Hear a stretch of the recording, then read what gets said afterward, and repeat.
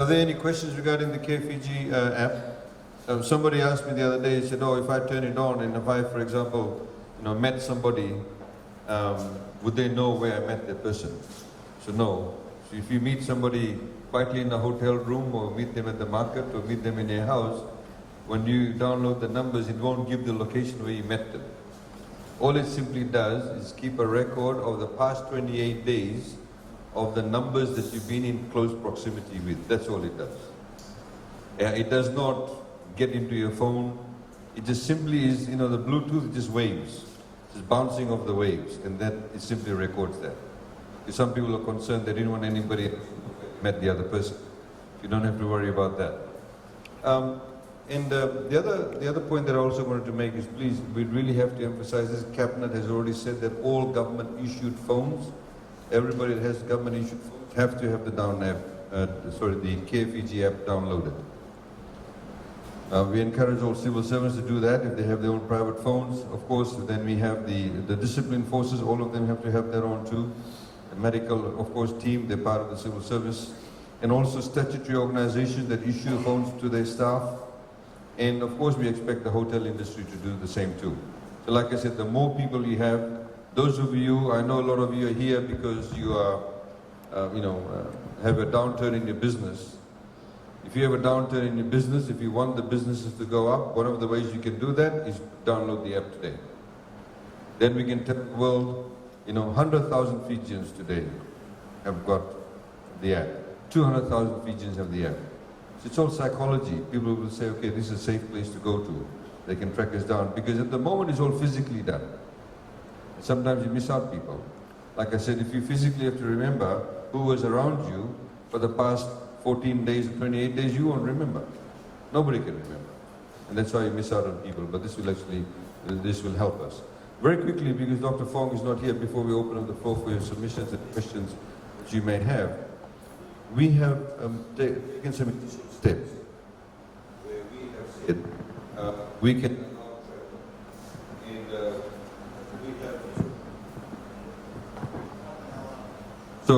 we have said that travel from Australia and New Zealand can take place.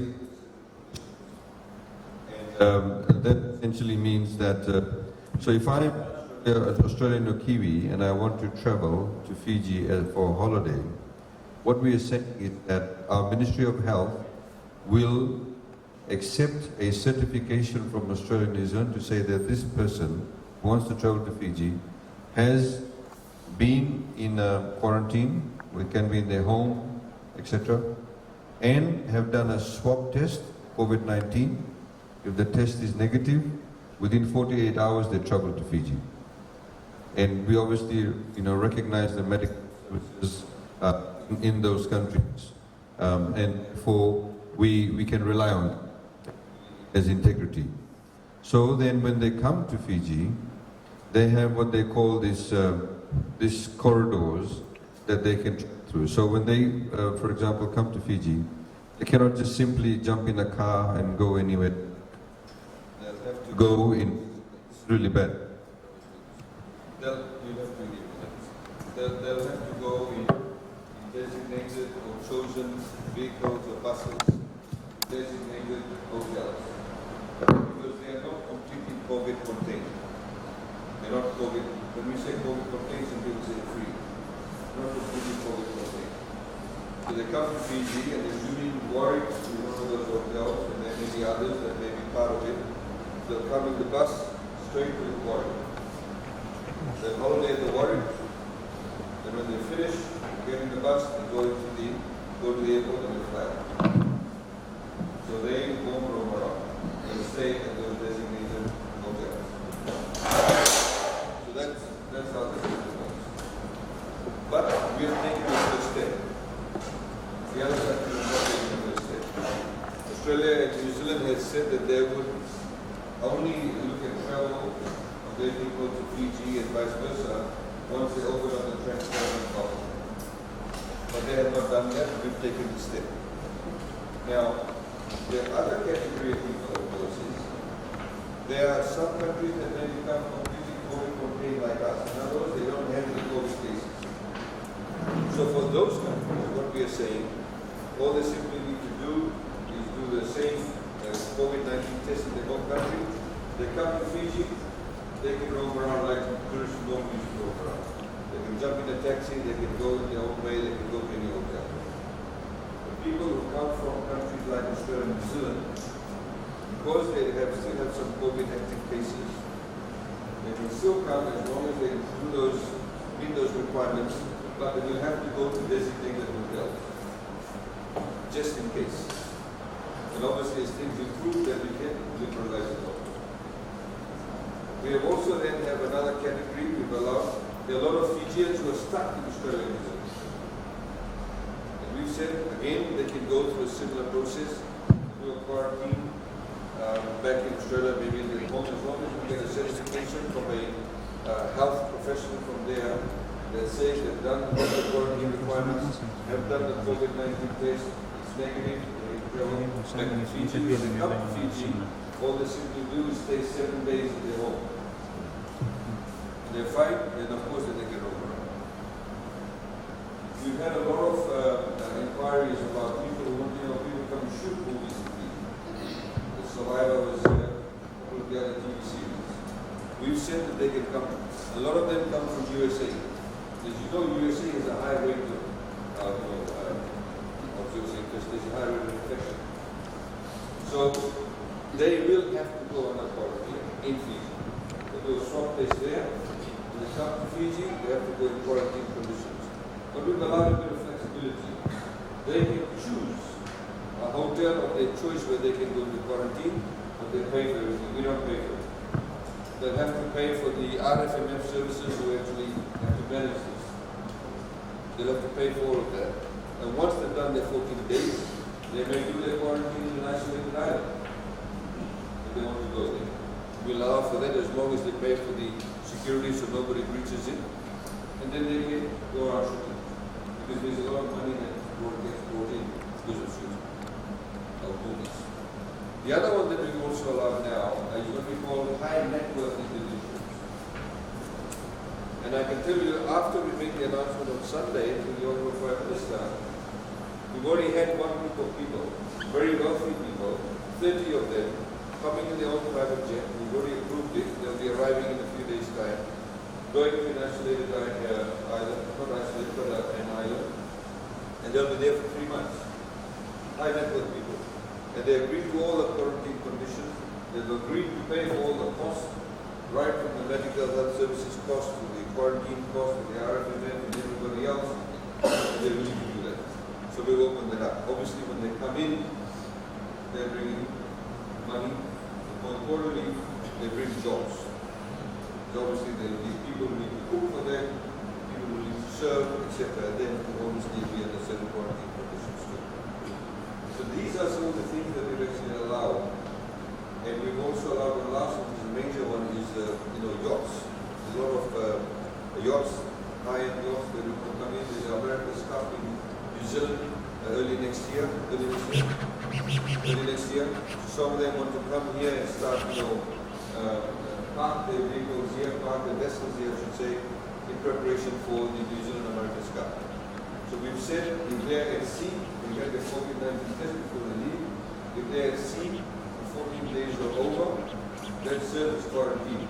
As long as they don't get off anywhere, as long as people don't, get on, get off, midway through the sea, they come here, they do a COVID-19 test, and they'll leave.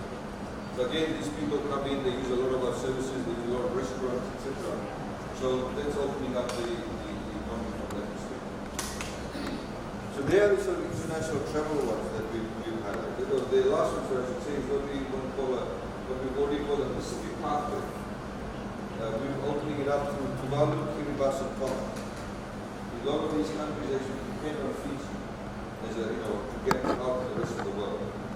So because even though they're saying that they don't have necessarily any COVID-19 cases, because they don't have any testing labs in their own country, we've said we need to be a bit cautious. So they come to Fiji, do their 14 days quarantine, they pay for it, and then they go out. And we've again seen some interest regarding that, because all those people that come, they buy clothes, they buy sporting equipment, do other sorts of shopping, they do trading, etc. A lot of them do want to come to Fiji for those purposes. That's the international area that we talked about. The one area that I also want to also talk about very quickly before we open the floor is, if you look at the economic depressions throughout the world, in time gone by, for example, in the 1930s when there was what they call the Great Depression throughout the world, major economies collapsed. A lot of the countries, the way that they managed to create jobs and get out of that economic situation was to invest very largely in infrastructure projects. Those of you know the Sydney Harbour Bridge, across the world, that was built during the Great Depression. So it literally employed thousands of people. And there are many other infrastructure examples throughout the world. Literally employed thousands of people. They will be employed, but you also get an infrastructure. Now we are looking at ways of incentivizing the private sector to get into construction. Construction is one major way, particularly to put up buildings, etc., that gives people jobs. It's not driven by outside demand, it's not driven by tourists. As such, of course, for hotels, it's driven by tourists, but many of the hotels now are taking this period to do some refurbishment in preparation when things open up. So when people actually do construction, it creates jobs, it gets the money moving in the economy itself. And there's quite a high level of liquidity. There are, of course, issues with some of the banks in the lack of willingness to perhaps lend to some of these projects. We want to hear also from you as to what government can do to be able to provide those incentives, to be able to get people to start constructing. Because that's one major way of getting the economy moving again without any sort of foreign intervention as such as foreign regulations as a result. So, I'll stop speaking now. I'd like to hear from you now, please. What are your views? I mean, you can also talk about from the hardships you've been through. We want to hear that also. Sometimes it's good for you to vent and for other people to understand. Sigatoka obviously is a very small community compared to the other larger towns and cities, but very well knit community. But you also need to understand what some of you are going through yourselves, how it's impacting your businesses, and how one business can have a major impact on the other smaller businesses too, as we've seen. Whether it's taxis, whether it's seller, whether it's guy who sells clothes, sells handicraft, etc. Everybody gets affected in all shape and things. So please, feel free to remain standing, remain sitting or stand up and you can speak, please. Okay, Fiji will be taken off. Again, Somalia, New Zealand, our destination. All this plan is great. If we don't have the alliance coming in and out, how would that assist us with whatever national markets? Sure. With Qantas holidays, and also now to the 17th of October, for example. And Air New Zealand, from what I understand, they have not announced any date at all. What is Air Fiji plans right now? Is this still remain for all this question as they announce it? Okay, for Fiji, obviously with this new announcement now, there's a number of dynamics at play. Now, I understand that Fiji is now going to a number of properties, a number of hotels. We come up with packages. And obviously, those packages need to be very quickly, need to be on the marketplace. Now, one thing, of course, we've now said we'll allow Australians and New Zealanders to come in Fiji. Australian and New Zealand authorities have not said how will they treat a citizen of theirs that's come to Fiji when they go back, how will they treat them? So, for example, in Spain announced, they said British citizens can come in. This is a few weeks ago. British citizens can come in, no problem, we'll accept you. Both of them have COVID, so they say it's okay, but it's a risk. But then the British government said if a British citizen comes to Spain for a holiday, when you come back to Britain, you have to go into quarantine. So that obviously means that they've been restricted. So a lot of Britishers won't want to go because they don't want to come back and go into quarantine facility. One of the islands in Spain, they've opened it up to Germans. And those Germans can only go to that island. So they started coming over. So that's how they opened up that part. So what we have said is that we'll allow the Australian New Zealanders, they're the major source market for us, to come to Fiji. These are the conditions. Please come. We'll take this through the safe corridors. take it to the hotel, stay there. So obviously, if we get bookings, people feel confident to come in. Fiji Airways will be up and running. But we understand, and we're meeting up with them also. The last conversation we had with the CEO, I think they're talking about 30 or 32 hotels that want to develop packages. Which I think one thing everybody is to realize, we recently had, through some third parties, got some information about hotels in Bali. What they're is they are looking at significantly slashing their rates. All they want to do is capture the market. Some of them are willing to even make a loss for the first few months, as long as they get the people coming, or just break even. There's going to be a huge scramble, because everybody wants the hotel rooms filled up.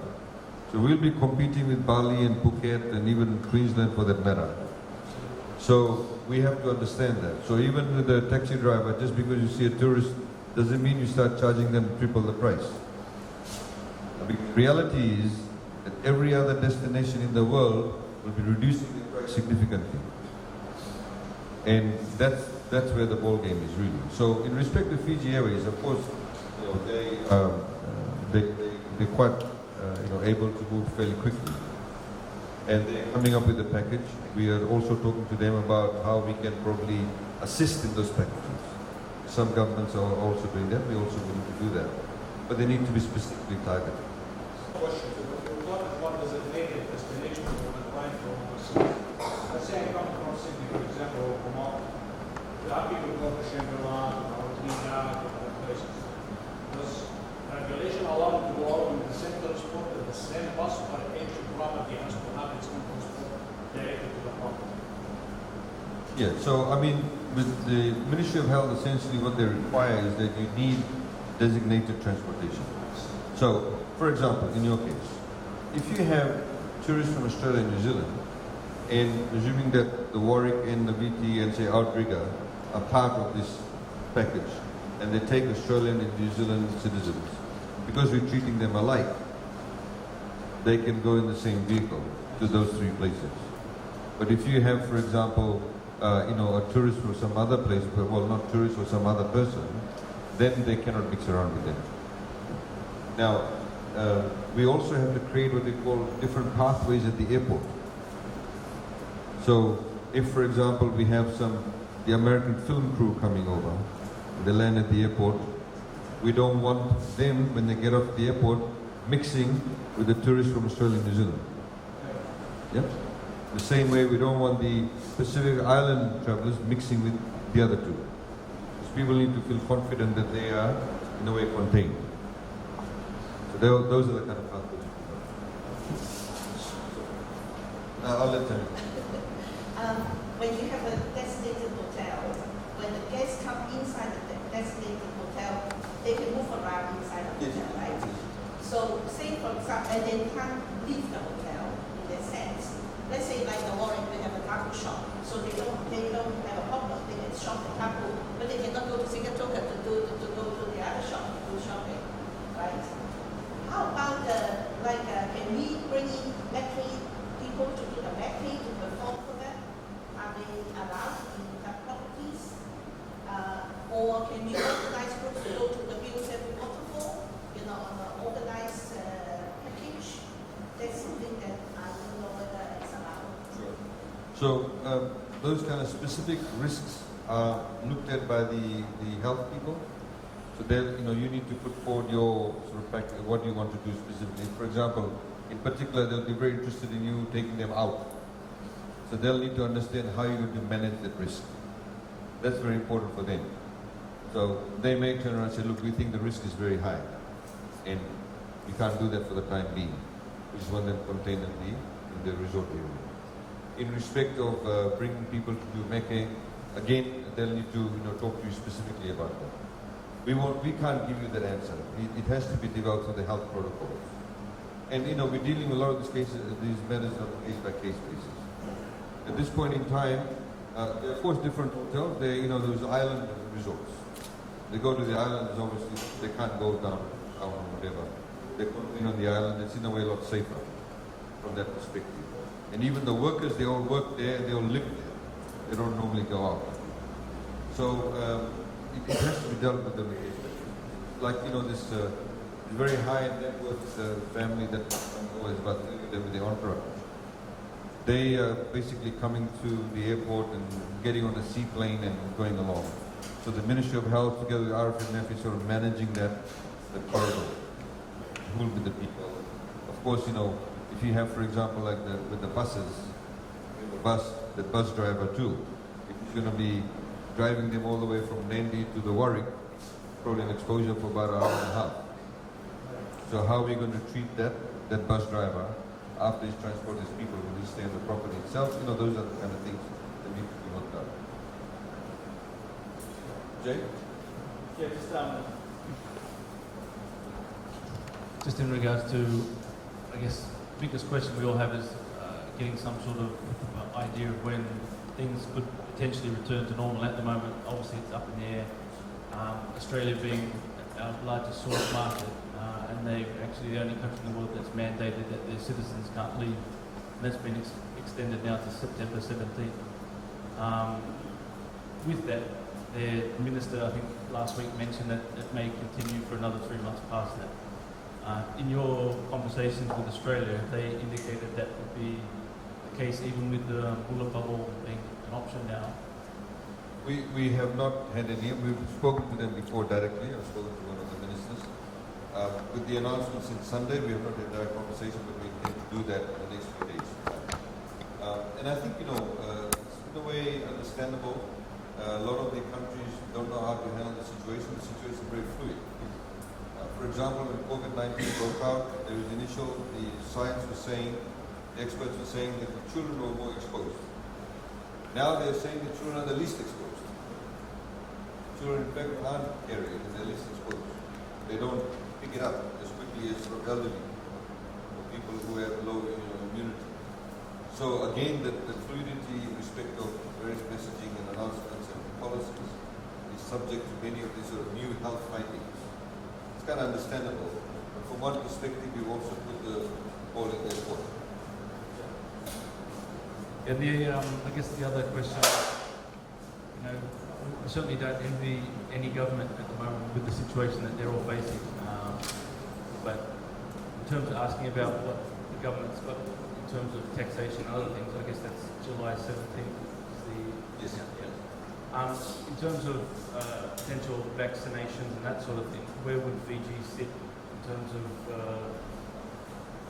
having access to immunisations and that sort of thing? Would you be top of the list? Would you be down the list? How You always have to fight your way to the top of the list. Again.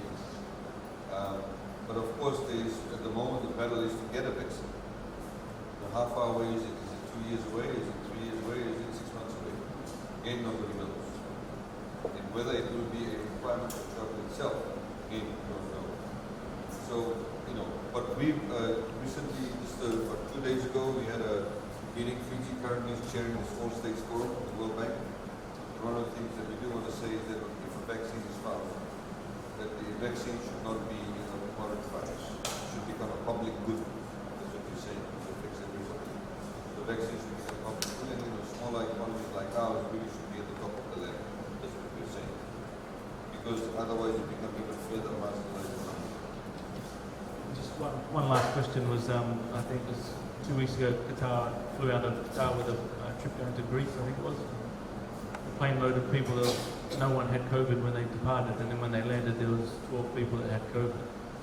Is that something that's being factored into the thinking of having a test on one side and having a secondary test when they land? Well, this is why, for example, we've got designated hotels. At the moment, the only groups of people we're allowing to come to resorts are those people who are from Australia and New Zealand. And specifically those people who, for example, the film people, again, they have to be in specific quarantine. That's why we've got the precautions in place. Because if you open it up and you have countries that have active cases, then obviously, you're exposing yourself. So we think that it can be done. If this is the initiative we put forward, we're obviously buying it.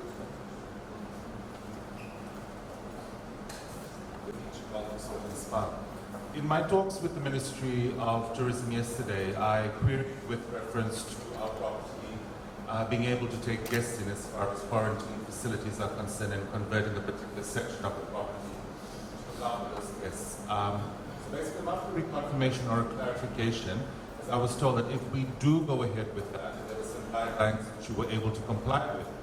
We were told that we would not be able to take any of our local guests that when they come to us in the week. In turn, I did say that we wanted to sort of cordon off a particular section of our property to be able to have that as a term of incremental income. And because there are our regulars, for example, your expat workers, the UN agency workers that are wanting to come back into Fiji, and they are happy to be able to pay their own way and stay with us. But we were told we were not able to be able to take on the weekend guests that we currently enjoy. Could you comment on what that is? Yeah, I think the one comment I can make is that most certainly that can be looked at by the Ministry of Health. And we'll get the health guys to talk to you directly. So they can then, talk to you directly with the protocols that can be developed.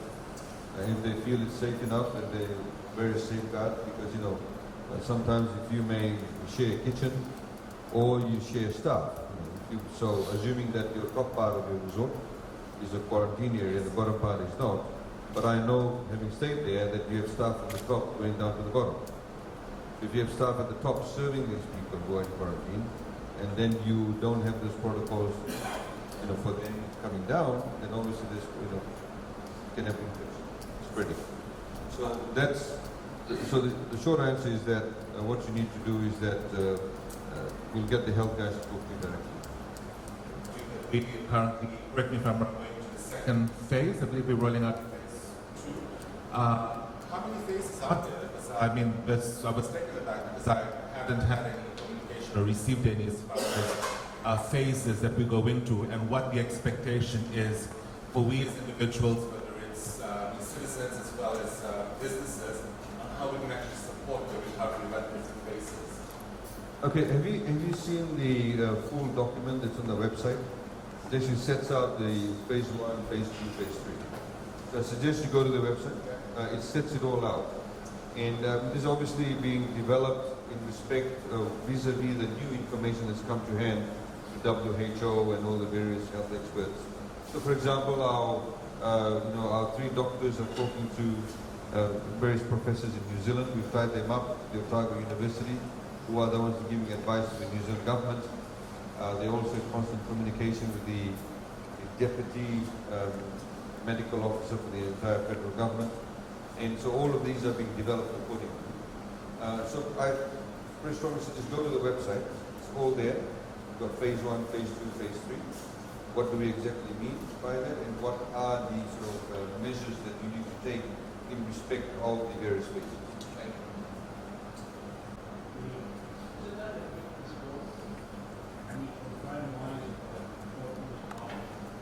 Yeah, I think we've been discussing all these things for weeks on end. At this point in time, the health experts feel that's the safe window that we can give at this point in time. As things may get better, you need to go to 72, but at this point in time, it's pretty good.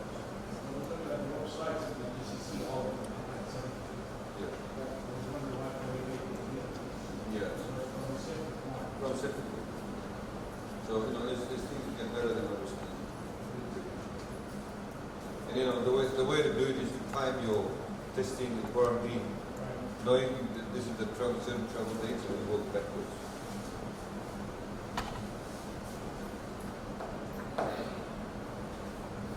Questions, comments? So I'm one of those people that joined the tourism industry for a year about 15 years ago, and gone through a number of scenarios. So many years ago, when the Met Gala started Tourism Action Group, I worked for a property called Tongarua, and this was the formation of Tourism Action Group. I'm getting my facts correct. Was formed to address as well a downturn in business, which was brought about by some of the economic problems that we faced by some of our source markets. So what the Tourism Action Group did collectively in partnership with FHDA at the time and the leadership then was actually roll out a percentage discount on room rates right across the board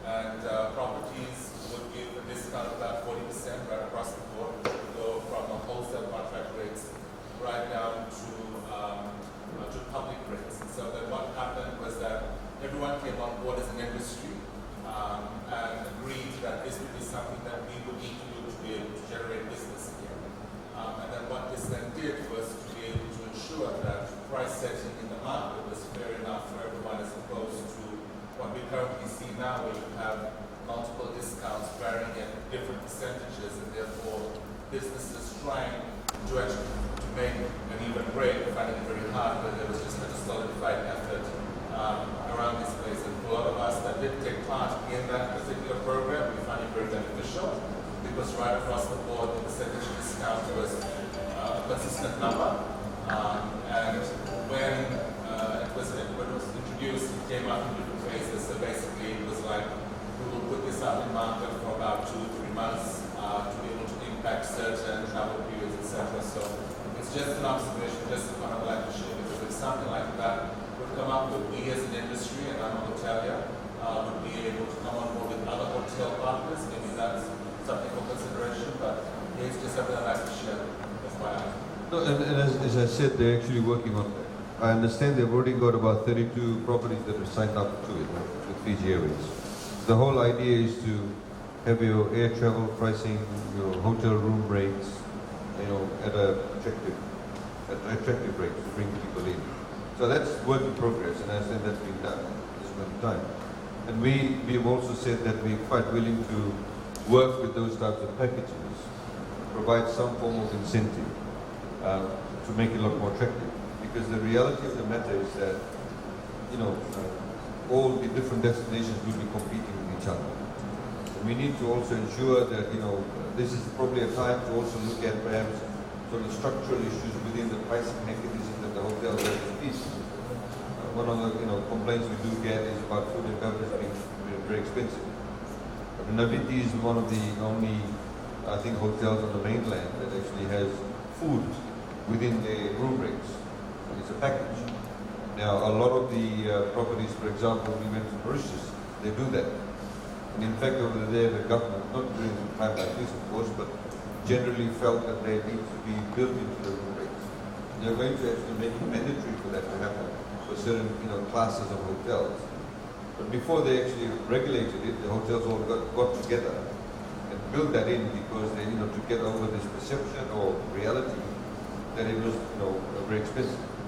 And then they saw an increase in the numbers.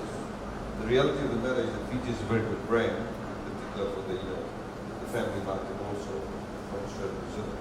So how do we capitalize on that? And that's really critically the most important issue that all the hoteliers need to look at. The industry overall needs to look at. Because the new norm is going to be very different.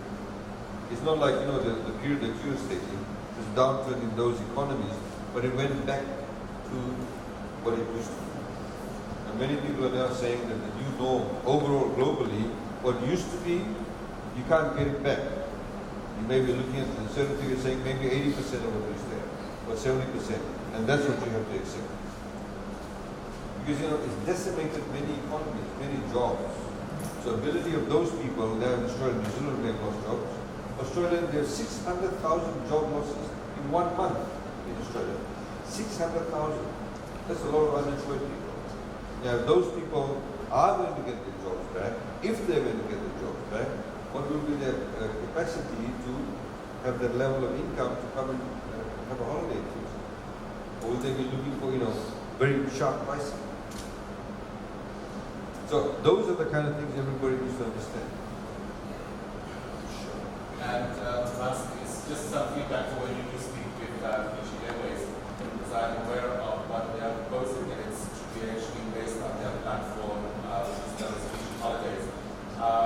We as a property, and I will just wrap it, would recommend that they relook at the contract that comes with that, because unfortunately, as a business entity, it's almost like a shutdown approach. It says something with some fairness within the contract. So we just found that it's hard for us to make the next step, given that the very strict guidelines that came in contraction with Fiji Airways was in jeopardy to our business. And maybe just some feedback that we look at that, because we're trying to dialogue and get into dialogue with them. Because obviously, now they would need also properties with larger countries such as ours, Algeria, that need to worry to be able to get that thread across the partner with them. But just to look at those contracts. Because the commercial contract, you need to talk to them directly about it.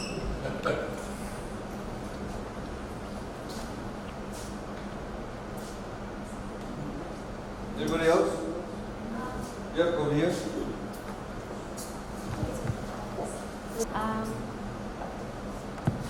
Good morning. I'm Yurenda from Tapu Sigatoka. First of all, I would like to thank the government for the excellent work they have done for this COVID-19. I understand that currently we are in phase 2 for COVID FMPF withdrawal, and it is focused on unemployment for those who are employed. Is there any future plan for staff or public whose hours has been reduced? Is there any future plan for that? Yeah, definitely. In fact, we just had a meeting yesterday. The team had a meeting with FNPF, and we hope to make an announcement in the next few days. Hello. Yeah. I think what I want to talk about, just my comment is, I've not many people here like me, but I think I've seen quite a lot in the last 50 years. And in Fiji, we have seen a lot of natural disasters and man-made disasters, and every time we have come out pretty strongly after the event. I must say that in this one, this time, it's quite different. It's a once-in-a-century pandemic which is affecting economies worldwide. And so unlike before, I think I somehow feel that this time it is going to be difficult. All I want to say is that I personally feel that whenever we are ready with Australia and New Zealand, I'm so glad you're aware of it. You rightly pointed out that this time it is going to be different. We have to be very, very competitive because there are problems, there are competitors out there. Even in Australia and New Zealand, people are moving the domestic markets, try to discourage or encourage people to spend their time. So I think that we have to be that much extra careful about this going forward. And I think there is a need for a partnership in government, tourism operators, airlines, to make sure that we come out with a very effective package to be able to get our Australians in New Zealand as back. I keep talking about Australia and New Zealand because I believe at the moment, they are 60 or 70% of our tourist arrivals. But if you really look at the figures of Australia and New Zealand, of the outbound travel, it still represents about 3 or 4%, 5% or something. So I think that if we can get that percentage higher, that might, if you're lucky, compensate and we get our numbers back. And I'm talking about next year, maybe this year, the way things are going, it will be difficult. But I think all I'm trying to say is that I think while we are working on other things, and we concentrate on Australia and New Zealand and come out with very, very competitive package, because there is a lot of competition out there and it's quite different.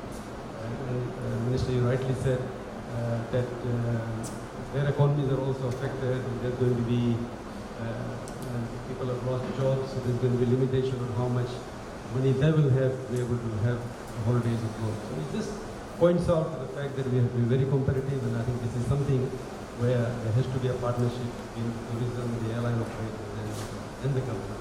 So how we can, if the government reduces certain taxes, it has to be passed on to make sure that there is a competitive package. So that's what I want to say. And I think the other thing I want to say is that thousands of people have lost jobs, and I must thank the government for coming out with this initiative, or at least trying to get some money through FNPF directly into the pockets. Of course, that has to continue until we get the jobs back. All I want to say is that I think we have to really concentrate on this stage, Australia and New Zealand, and we have some advantages. For example, once you got this economic situation, I think Australians and New Zealanders generally would feel safer coming to Fiji rather than the traditional, that's where they've been going, which is Europe and United States. So we've got some advantage there, but it's not going to be easy, and I think that this pricing factor is going to be very important. It's a joint effort. And comment I want to make, and I also want to thank you, Honourable Minister, and your team for spending some time in Sigatoka. Of course, with you, I don't want to say welcome to Sigatoka, but this is hometown. You came to primary school just next door, so welcome back. Just following on from that, I think it's critically important that we all need to look at our cost structure. It's very important in the pricing structure, more importantly. I mean, some weeks back when we met with some business people in Nandi and Latoka, I mean, there are other sectors that are also affected, like garment industry. Bulk of the garment that we make in Fiji goes to Australia and New Zealand. So when New Zealand is shut down, Australia is shut down, people aren't going to the shops. When they go to the shop, those of you own shops over here, you know when there's a lockdown, nobody comes shopping. In the same way, in New Zealand, I think it was in lockdown for over, close to 2 months or something. So when they're in a lockdown, nobody goes to the retail shops to buy, so obviously there's no demand for clothes. So our garment factories get affected.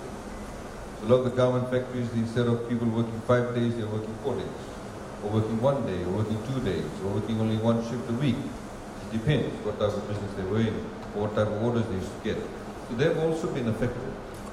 But the reality of the matter is that in some of the other sectors, of course, we purely are driven by, or people are saying it's driven by prices, or say government taxes. But it's not just government taxes. If, for example, the stubby that you buy from Carlton Brewery, or whatever it's called now, is you buy it, let's say $3 a stubby from them, $3.40 a stubby. If you add 25% of that, which is VAT, ECAL, STT, you still don't get $12 or $15, at which some of the hotels sell those stubbies at. The other cost, of course, is smiling. But the fact of the matter is that you are also competing with other people that are willing to bring down those prices.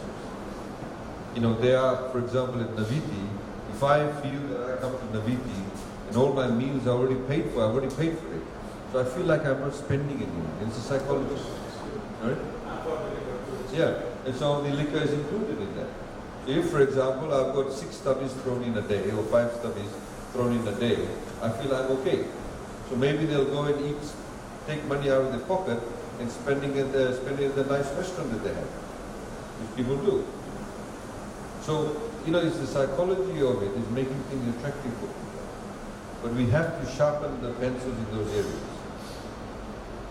And from government's perspective, as we've seen in the past, there's certain items that we brought into Fiji before used to pay 32% duty, 15% duty, 10% duty. When we zero-rated duty, the prices still went up. The whole reason of decreasing the duty on those items was that it would get passed on to the consumer. Duty on baking products used to be 32%. We made it 0%. But the agent for that company pushed up the price. So he's making the money. We are losing out on money, and the consumer is not getting any benefit. So what's the point of reducing the duty? If the objective was for it to be passed on to the consumer.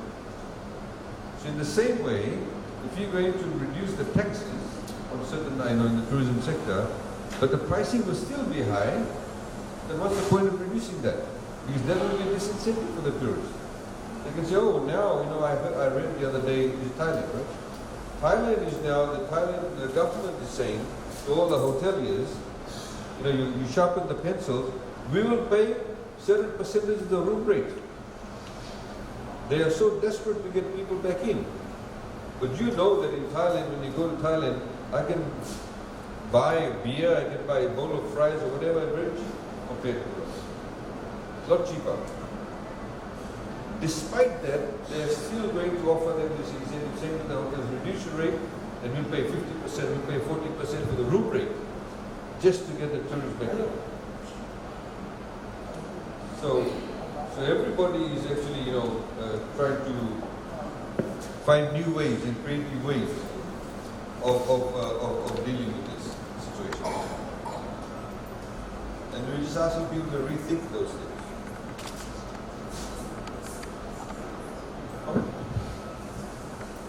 Anybody? Hello, I'm Dr. Sapna.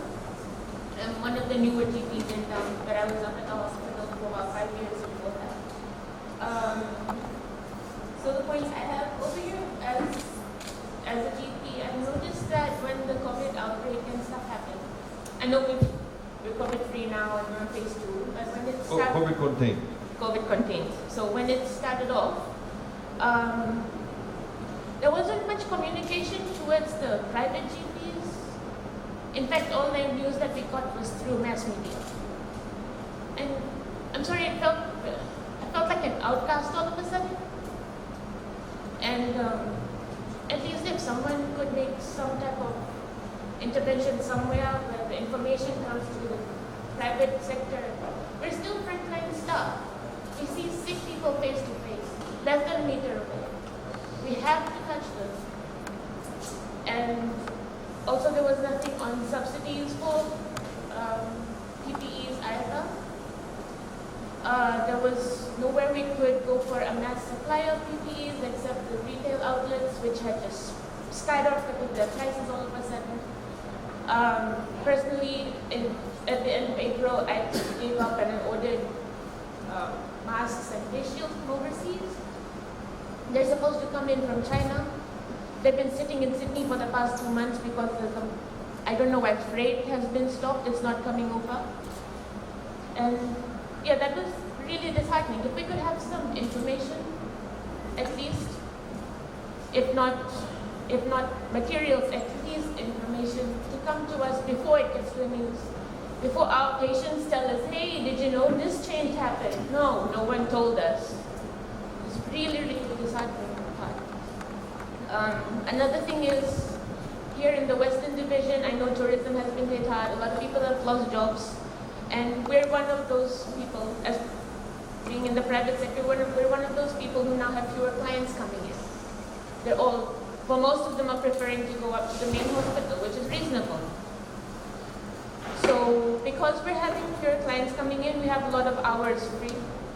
So if you want, some of us are okay with being roped into work at the hospital. I won't say all, but some of us are okay with being roped into work at the hospital. Yeah. So yes, the public-private partnership, that's one thing, and another one is the PPEs. And if you want us to come, some of us are able to. Thank you for that. I mean, I think they're very good points, and definitely it's pity Dr. Fong's not here, but I think he's got tied up with some of the quarantine issues at the airport, but certainly we'll pass it on. But I agree with you. In fact, we had a conversation the other day just about using more of the private sector, the public health system. But thank you for that. I know that you're sick and tired of people asking you to reduce tax rates, but I'd still like to raise the point about the assistance to the SMEs, the smaller properties and the smaller operators, because the benchmark of 1.25 million is quite critical when people are looking at how to develop their business and improve the business. Because there are businesses that are, when they reach 1.2 million in October, they say, oh, I have to close for the 2 months in order not to cross that mark. Because let's say at the end of the year, you make you have not been registered for STT and ECOW for the whole year because you thought that you are going to be below 1.25. But at the end of the year, you suddenly become 1.26. Then you make $10,000 more, but instead you have to pay another $200,000 tax. And not only that, you will be paying penalty because you have not been paying, filing your return correctly, and you are faced with $20,000-$30,000 of penalty. I think that I know that the Fiji Hotel Association has made submission, and I also like to emphasize, if we want the smaller operator to grow the business, instead of immediately jump to this additional 16%, we can make it progressive rate. Say, for example, like between 1.25 to $2.5 million, they pay the 6% STT, but don't need to pay the ECOW. And then when they reach, say, 2.5, and then for every 500,000 or every million, they pay a certain percentage of the ECOW. So maybe when you reach $4-5 million, then you have to pay the full rate. I think that is more incentive for the small business to grow? We most certainly are looking at many of those kind of permutations. Because, you know, obviously as government too, we have to start thinking of new ways of looking at some of these measures that we put in place. I've got some land up in the valley which I'm starting to farm, and one of the things that I've seen is that for the first time you've got the urban-rural drift, where people are moving back to the land. And one of the things that Fiji has is a lot of people growing the same crop. And obviously there's going to be an oversupply of certain things coming to the market. Exactly. And so you start looking around the world and you see what's working, and the marijuana industry, the therapeutic use of THC. I know this is raised every now and then, but it's a $20 billion industry, which they project to be a $200 billion industry in another decade. Fiji has the perfect climate. Is it something that could be considered, you know, through education, the advantages and the taxation that would come with that? Is it something that the government could ever consider? We've had a number of submissions on these. I mean, there's obviously, again, different types of, rather than what you call Indian hemp, different types of it. There are certain ones that you don't actually get a high from. Certain ones that just basically belongs to the same family, extremely fibrous. So you can make clothes, you can make paper from it. There are different types of it. So the law is not very nuanced at the moment. All that needs to be looked at. But also you need to be able to get various certification if you do get into that space. I'm not saying we will, but I'm saying if you do get into that space. Because you can also have various sanctions imposed upon you internationally if you get into that space. So we have to manage all of that and be able to, you know, say, okay, you know, if we do get here, have we ticked all the boxes? But certainly we've received a lot of submissions. Good afternoon, sir. Firstly, I'd like to compliment the work of the government for providing this soft loan for medium and small and micro enterprise. But I just want clarification. Does the taxi proprietors can apply for this soft loan to operate the taxi industry? Anybody can apply for the loan. Like we said with the micro enterprises, it's applicable for anybody that wants to start a micro enterprise or is already a micro enterprise entrepreneur. And that's up to $7,000. For the small to medium enterprises, that's for only existing small to medium enterprises. The loan there is maximum is 14 for small and 21 for medium. And we've increased the threshold. The definition under this particular scheme is a micro enterprise that somebody makes a gross turnover of $50,000 or less. Small is from 50 to 300, and then from 300 to 1.25 million is the medium. Thank you, sir. My name is Selita, and I'm the founder of Hapa Foundation. Recently, we launched this NGO in Nanranga just to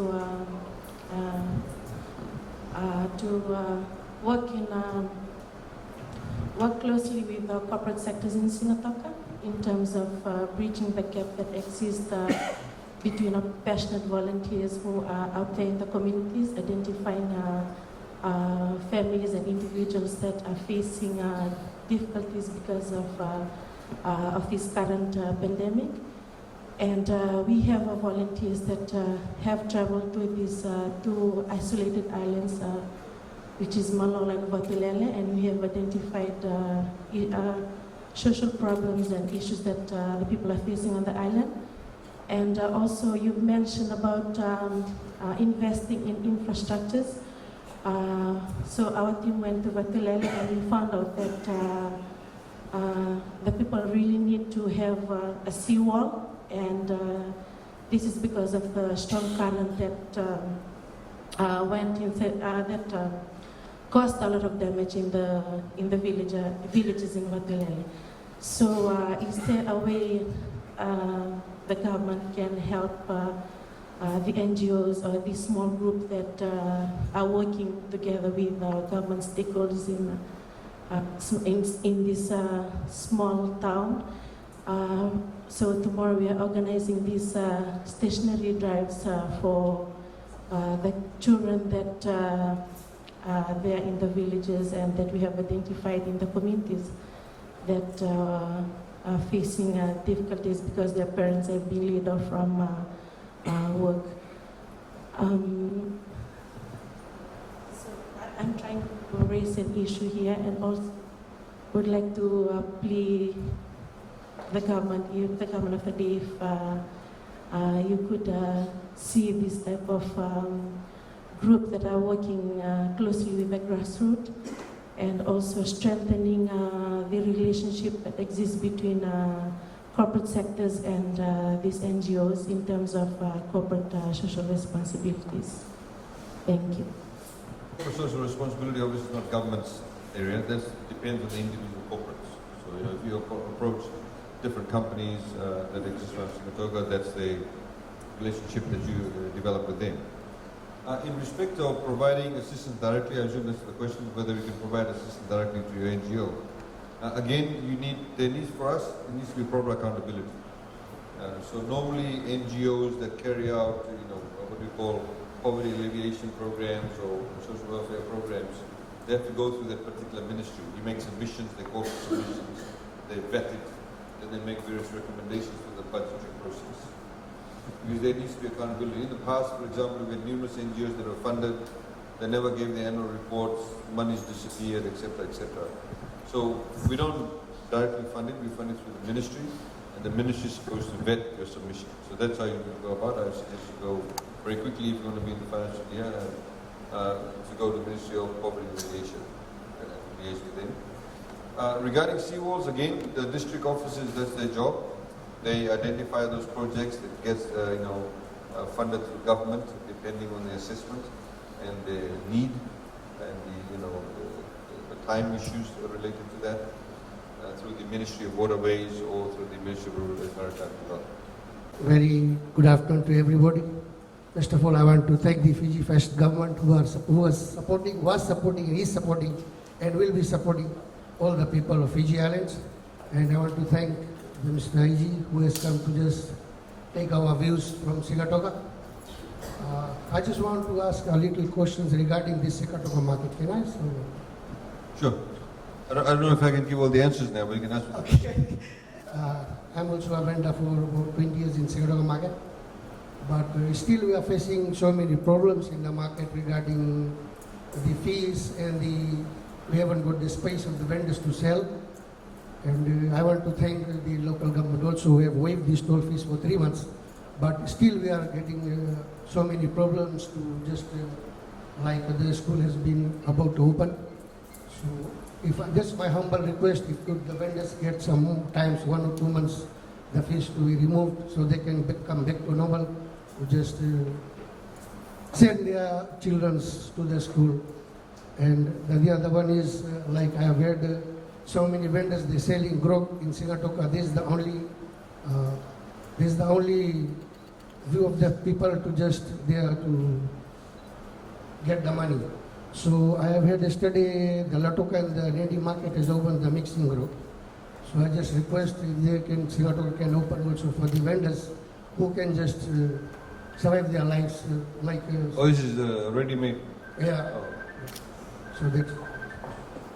Okay, thank you. We'll take a note of that and we can get back to you. I have a small request for you from my family, which I do not wish to mention it here and wish to talk to you later. If you can give me 5 minutes of your time and we can discuss the matters with you. Thank you.